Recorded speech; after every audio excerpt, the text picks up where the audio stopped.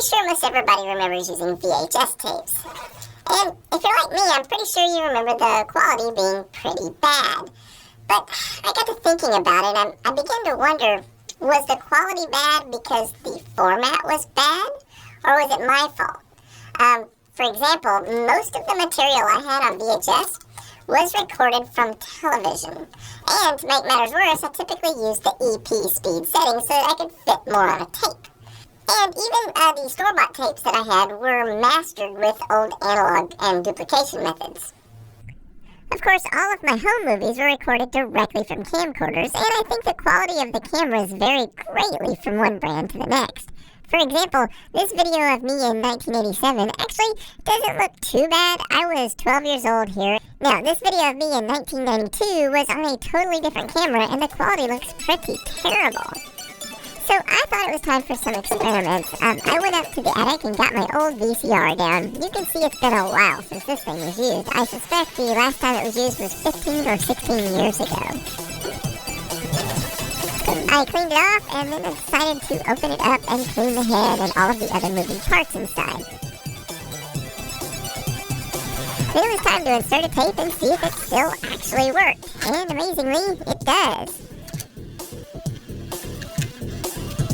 These things are actually a marvel of engineering. You know, watching it here on the CRT television, it looks surprisingly good.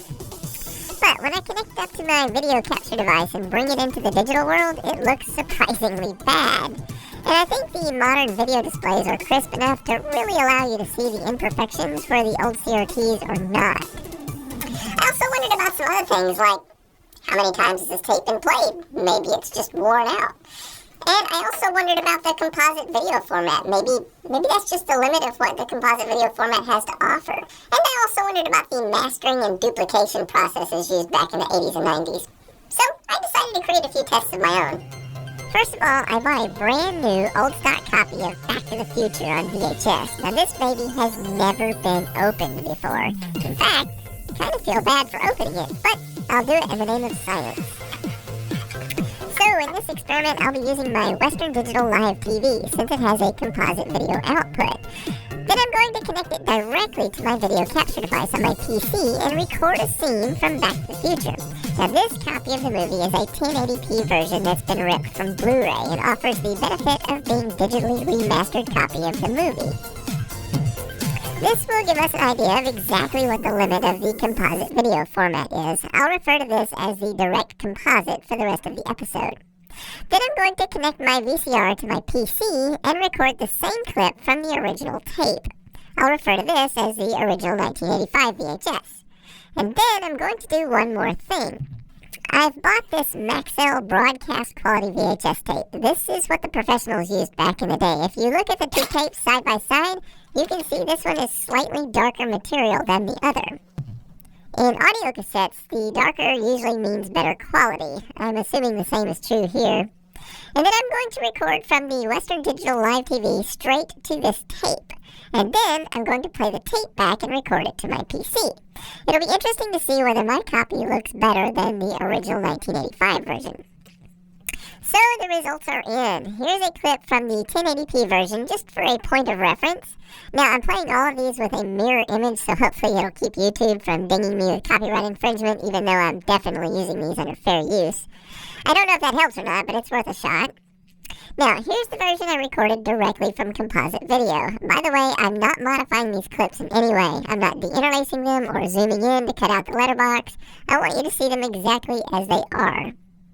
And here's the version I recorded onto my own tape.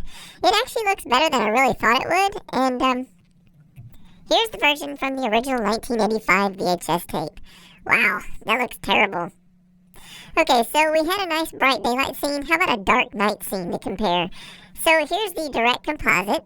Do you take this woman and her USAA membership to have car insurance and home insurance, life insurance and banking from this day forward? I do. I do too. USAA for the military community and their families.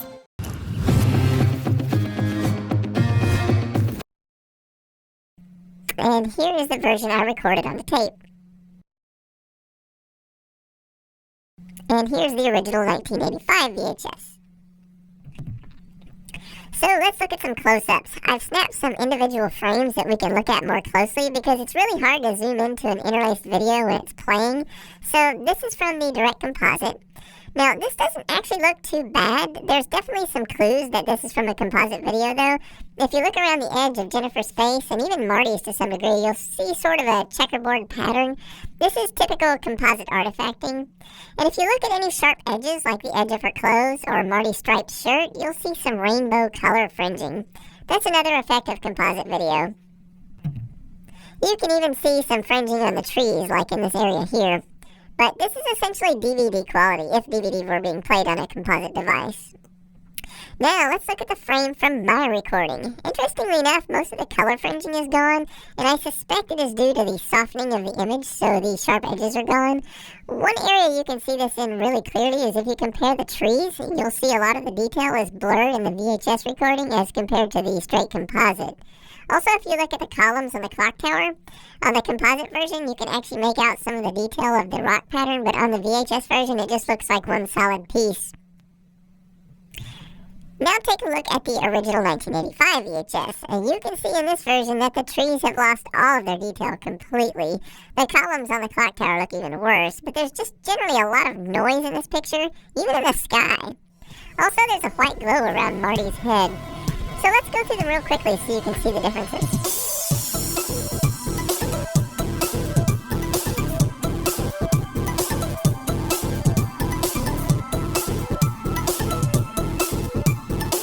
So let's look at a dark scene. This is the direct composite signal again. Just like last time, this doesn't look too bad. You can still see some of that color fringing effect here. An interesting side note is that if I had used S-video instead of composite, this effect would be gone. But VHS is not capable of S-video, so I don't think there was any point.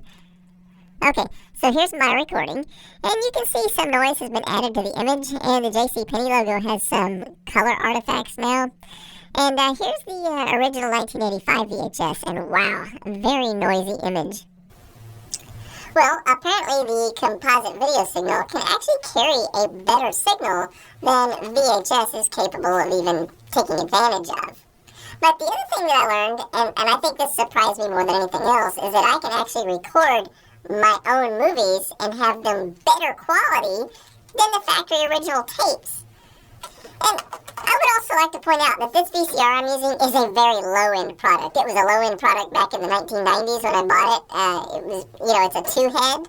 Oh, and by the way, despite what I've been told my whole life, apparently four-head VCRs are no better quality than two-head VCRs when playing a regular tape in SP speed. They do have some advantages when doing fast-forward and rewind as far as, and also playing at EP speeds. But for the tests I'm doing, apparently there would have been no difference.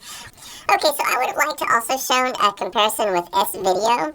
The problem is, as far as I know, no VHS players actually support S-video because much like Laserdisc players, the actual signal encoded onto the tape is actually a composite signal. There is no stored separation of the color burst signal versus the luminance signal. So the other problem, of course, is that my Western Digital device also does not have a S-video output on it. So if I happen to own a DVD player and a DVD copy of Back to the Future, I might have been able to show you at least an S-video example from that, but I don't own that. So to answer the original question, yes, I think VHS tapes are just as bad as we remember them, but I think they could have been a lot better had we just used higher quality tapes, both at home and, at the studio where they're being duplicated and mastered out to all the consumers.